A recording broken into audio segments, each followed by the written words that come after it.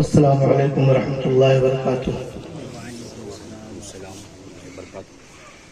بسم اللہ الرحمن الرحیم،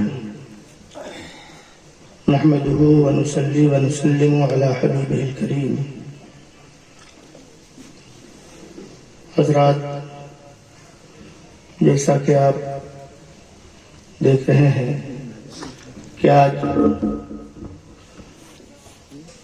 11 رجب المرجب کی شب ہے، اور اسی مناسبت سے خانوادہ اشرفیہ کے مجدد و مظہر شیخ المشائخ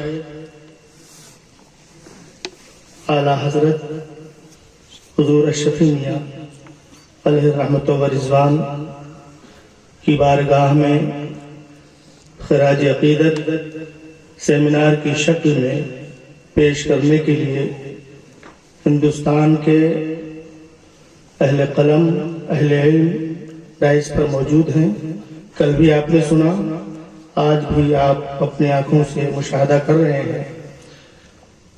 حضرات، میں اپنے آپ کو بہت خوش قسمت، سعادت مند سمجھتا ہوں کہ حضور اشرف ملت متعز اللہ العالی کے حکم پر میں اس سیمینار کا ایک حصہ بن رہا ہوں۔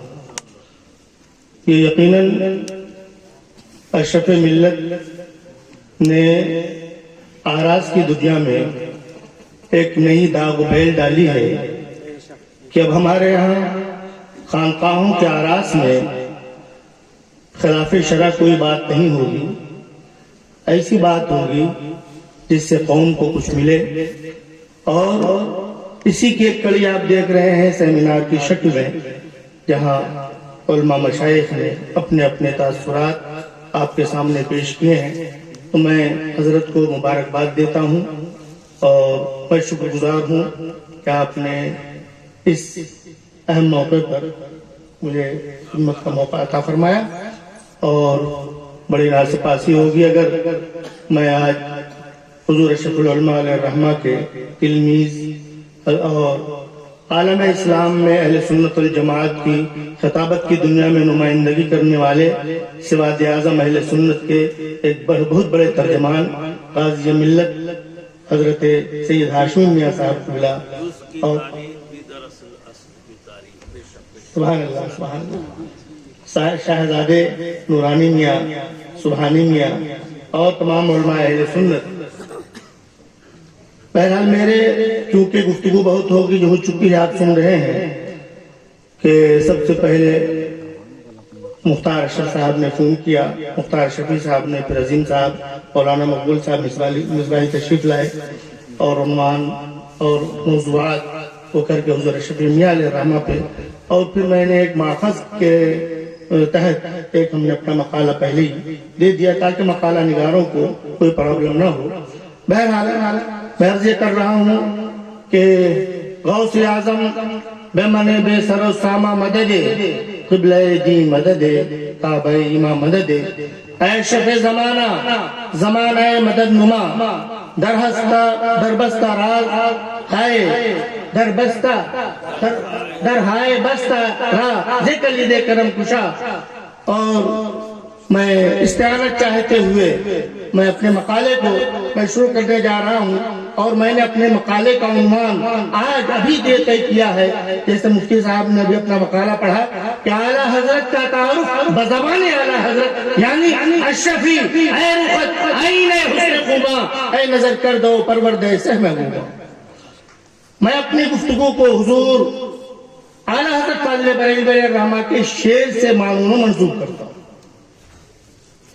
حضرات، چونکہ گفتگو کا وقت نہیں، وقت بھی زیادہ ہو گیا ہے، میں آپ سے ایسی عرض کر دوں کہ جب سرکار اعلیٰ حضرت فاضل بریلوی علیہ الرحمہ دہلی شریف شاہجہانی مسجد محراب کے پاس پہنچے، نگاہیں اٹھیں، اعلیٰ حضرت نے سلسلے اشرفیہ کے اعلیٰ حضرت کو دیکھا، نگاہیں جھک گئی احترام میں. میرا وجدان کہہ رہا تھا جب میں لکھ رہا تھا واقعہ، اور اس واقعے کو اشرف العلماء علیہ الرحمہ نے بیان کیا ہے، تو میرا وجدان یہ کہہ رہا تھا کہ اعلیٰ حضرت فاضل بریلوی علیہ الرحمہ کو میں ارباب کشف سے مانتا ہوں.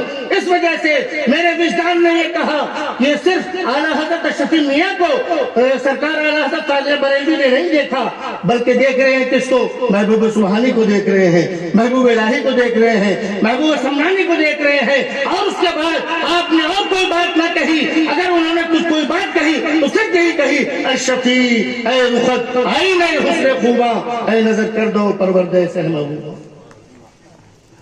اور حضور اشرف میاں علیہ رحمت و رضوان کی الحمدللہ ماشاءاللہ، جیسے کہ آپ نے سماعت فرمایا کہ آزاد ہندوستان میں آپ دنیا میں تشریف لائے، غلام ہندوستان میں تشریف نہیں لائے. اور اس کے بعد جو آپ کے کارنامے ہیں، ذہن کی اگر تطہیر کی اعلیٰ حضرت فاضل بریلوی علیہ الرحمہ نے، تو قلب کی تطہیر فرمائی اعلیٰ حضرت حضور اشرف میاں علیہ الرحمہ. اور اعلیٰ حضرت فاضل بریلوی علیہ الرحمہ وہ آپ نے قلم چلایا، لیکن حضور اشرف میاں علیہ الرحمہ نے اعلان فرما دیا اطراف و اکناف عالم کہ اپنے تمام مریدین میں کہ جو اعلیٰ حضرت فاضل بریلوی لکھ رہے ہیں زمین میں اس کو رائج کیا جائے، اور اس کے اوپر اس پابندی سے اس کے اوپر عمل کیا جائے.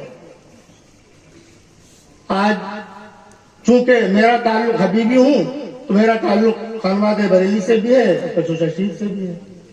یہ سب ہمارے مخدوم زادے ہیں، ایسے آقاؤں کا بندہ ہوں رضا، بول والے میرے سرکاروں کے. تو اعلیٰ حضرت حضور اشرف میاں علیہ الرحمہ کے بڑے بھائی جن کا بھی آپ نے ذکر سنا تفصیل کے ساتھ، اکثر علماء کے ذہن میں بھی یہ بات ہے کہ خانقاہوں میں مشائخ میں علم نہیں ہے. اعلیٰ حضرت فاضل بریلوی علیہ الرحمہ تقابلی نظر سے نہیں، آپ عظمت و احترام کی نگاہوں سے دیکھیے. فاضل بریلوی نے فقہ انسائکلوپیڈیا 9 جلدوں میں لکھی، لیکن حضور اشرف میاں علیہ الرحمہ کے بڑے بھائی پیر و مرشد حضرت اشرف حسین علیہ الرحمۃ والرضوان نے روزنامے کے جو لکھے ہیں وہ 42 جلدوں میں لکھے ہیں. اور اس کے علاوہ جو تحشیہ تخریج یہ تمام چیزیں ہوئی، تو آج بھی 21 جلدوں سے زیادہ فتاوی رضویہ کی جلدیں آگے نہیں بڑھی. اور حضور اشرفی میاں کے جو پیر و مرشد ہیں بڑے بھائی، انہوں نے 42 جلدوں میں لکھی. اب دیکھ لیجیے 342 مکمل طریقے سے یہ دگنا ہے. اچھا نہیں اس میں جو اور الگ جگہوں پہ رکھے ہوئے تھے الحمدللہ خاندان میں بڑھ گئے تو ٹوٹل اب ہو گئی. ماشاءاللہ. حضرت فرما رہے ہیں 55 جلد، میں نے تو 42 جلدیں دیکھی ہیں. حضرت فرما رہے ہیں کہ بڑھ گئی 55 جلدوں میں ہو گئی. اشرف جہانگیر آپ نے نام لیا، مفتی صاحب نے، آپ نے محضر جہانگیر نام لیا. ایک کتاب اور حضرت کی پھر تاث افضل میں جب آیا تھا، اور حضور شیخ اعظم علیہ رحمت و رضوان انہوں نے اجازت مرحمت فرمائی تھی، اس کی میں نے زیروکس لی تھی، میرے ذاتی لائبریری موجود ہے. پھر تاث افضل وہ بھی حضرت کی رشاد قلم اور علمی فکری جولانیوں کہ الحمدللہ کام آجگاہ ہے. تو یہ چیزیں ہاں ضرورت اس بات کی ہے، اور مجھے یقین ہے کہ جب اشرف ملت اٹھ گئے ہیں تو انشاءاللہ العزیز اشرف میاں علیہ الرحمہ نے سیاحت کے ذریعے عالمی سطح پر جو کام کیا ہے، اشرف ملت انشاءاللہ آپ کے افکار کو، یعنی حضور اشرف میاں علیہ الرحمہ کے افکار و نظریات اور فیلڈ کے اوپر انشاءاللہ تعالی ان کے قدموں اس دنیا کو سمیٹ دے گا. یہ کام انشاءاللہ کریں گے. تو آپ نے سراج اعظم اہل سنت والجماعت کی جو ترجمانی کی ہے الحمدللہ ناقابل بیان ہے. حضرات اس کے علاوہ ایک دو چیزیں اور میں بتا کر رخصت ہوں، زیادہ وقت نہیں لوں گا، اس لیے کہ جب ہماری جماعت کا جو میرے لیے باعث اعزاز ہے کہ سب کے سامنے کچھ بول دے رہا ہوں، نہیں تو ان کے سامنے اچھے اچھے بولنے والوں کی بولتی بند ہو جاتی ہے، لیکن نگاہ کرم ہے. بہرحال تو میں عرض یہ کر رہا تھا کہ دیکھیے آپ ایک حسنی خان مادہ ہے، ایک حسینی خان، غازی بن کے نئی خانقاہی بن کے آئے۔ الحمدللہ۔ تو حسنی اور حسینی یہ تقدیس تصویر حسن جو اللہ تعالیٰ نے حضور اشرف الانبیاء علیہ الرحمہ کو عطا فرما دیا تھا، اس کا علم کیا تھا؟ جو بھی دیکھتا انہی کو ہو جائے، انہی کا ہو جائے۔ تمام مشائخ میں جب آپ دھیار پورب کے تعلیمی نظام میرۃ الاسرار حضرت آزاد بن گرامی علیہ الرحمہ کی جب آپ کتاب پڑھیں گے آپ کو پتہ چلے گا کہ اس یوپی میں دھیار پورب جس کو کہا جاتا تھا اور 5 فرسخ پر خانقاہیں موجود ہوتی تھی اور درس نظامیہ کی تعلیم ہوتی تھی، لیکن جب انگریزوں کا دور آیا ایسی صورت میں یہ تعلیمی جو نظام تھا وہ ختم ہونے لگا اور حالت یہاں تک پہنچ گئی کہ وہ مشائخ جو علم و فضل کے جوہر سے مرصع ہو کر مسند مشیخیت پر بیٹھتے تھے وہ مسند ان کا مدفن بنتا چلا گیا۔ ایسی صورت میں جب ہندوستان میں الحاد و بے دینی کی محیط فضا، کفر و شرک کی گھنگھور گھٹا، نجدیت و وہابیت کے مطلق العنان مارکیٹ جس میں شرک و بدعت ٹکے سیر بھاجی ٹکے سیر کھاجا کی جگہ لے چکی تھی، بات بات پر شرک و بدعت کے فتاوے دیے جا رہے تھے، استمداد و ندا، میلاد و قیام، ختم نبوت جیسے قطعی الدلائل مسائل پر نہ صرف قیل و قال کے دروازے کھل گئے تھے بلکہ اخبار و پریس کی طاقت نیز حکومت وقت علم و اشارے پر سچے پکے مسلمانوں کو بدعتی مشرک کہا جاتا تھا۔ اور یہ فتاوے کیوں نہ دیے جاتے؟ سیاح بھائی کوتوال تو درکاہے کا انگریزوں سے ساز باز تھی۔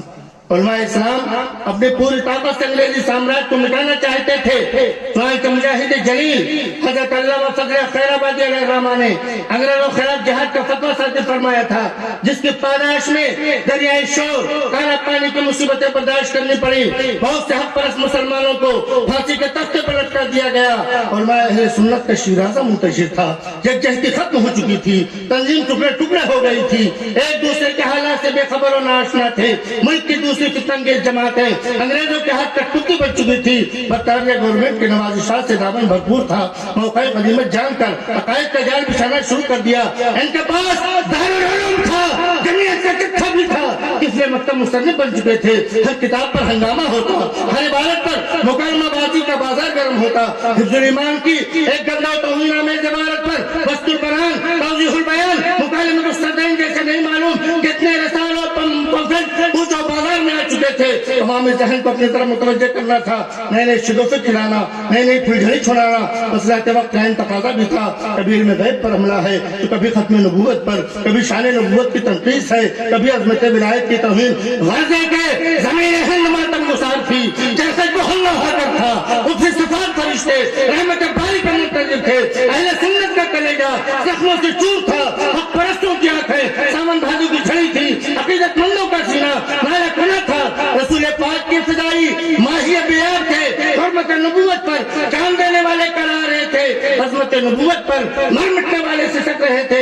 اس طرف بسم یا رسول اللہ کے نعرے تھے، یا غوث مدد کی صدائیں تھیں، تو دوسری طرف انگریزوں کی گود میں بیٹھ کر تیر و کمان کی مشق جاری تھی۔ مقابلہ آسان نہ تھا، مسجد کے علاوہ ان سفید چمڑے والوں سے بھی مقابلہ تھا جن کا دل توے کی کالی سے زیادہ سیاہ، انگریزوں سے زیادہ سخت تھا، مگر مرد مومن کی آہ رنگ لے کر ہی رہی۔ اہل سنت کے آنسو رحم و کرم کے حوصلہ دھار بارش بن کر رہے، یہاں تک کہ سرزمین کچوشا کا مقدر اور یہ ساری جیسے بلند ہوا، شب تہجد کے پردے چاک ہوئے، پاؤں پھٹی، ٹرن نمودار ہوئی، ٹرن دیا پاش ہوئی، آسمان ہدایت پر ایک ستارہ چمکا، بزم مشیخیت میں ایک روشن چراغ منور ہوا جس نے ہندوستان اور عالم اسلام کو چمکایا اور اپنی تربیزیوں سے جنوب و شمال کو مہکایا۔ کون؟ یہ ہیں حضرت سید محمد علی حسین اشرف الانبیاء علیہ رحمت و رضوان، جو تشریف لانے کے بعد آپ نے پورے عالم سنیت کا آپ نے نقشہ بدل دیا۔ عزیزان محترم، حضور اشرف الانبیاء علیہ رحمت و رضوان، آپ ذرا تصور کریں کہ اعلیٰ حضرت فاضل بریلوی نے جو بھی لکھا انہوں نے وصیت کی، اس کو پھیلایا گیا.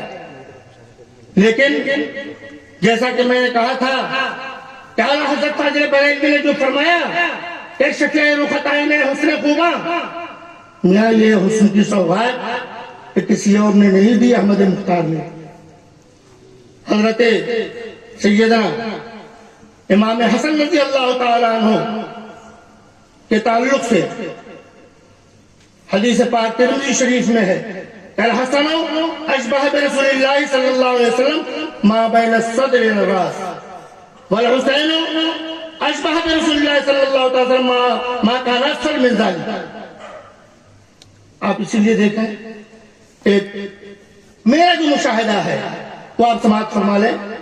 میں نے بہت سارے خانقاہوں کو دیکھا، مارینا شریف ہمارے سر کا تاج ہے، دیگر سادات کرام کو بھی دیکھا، لیکن جو حسین حسنی سید ہے میں نے دیکھا کہ ان کے چہرے پر دو عطشہ خوبصورتی اور جو حسن کا تقدس اور جمال ان کے چہرے پر نظر آتا ہے وہ دوسروں کے چہرے پر نظر نہیں آتا.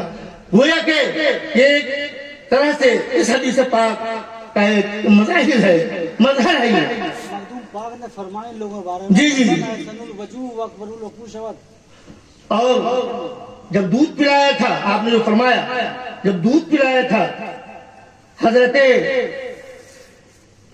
قدوۃ الآفاق حضرت عبدالرزاق علیہ رحمت و رضوان کو حضور مخدوم پاک نے، تو آپ نے یعنی بات فرمایا تھا کہ حاجت نسبت شیر برادر کہ دارم نسبت دیگر بہت شیر چنور واحد الخورشید تابد دبد از مشرق خاور تباشیر بڑا نوریس از خورشید رخسار کہ آرا در حسین و یا حسن.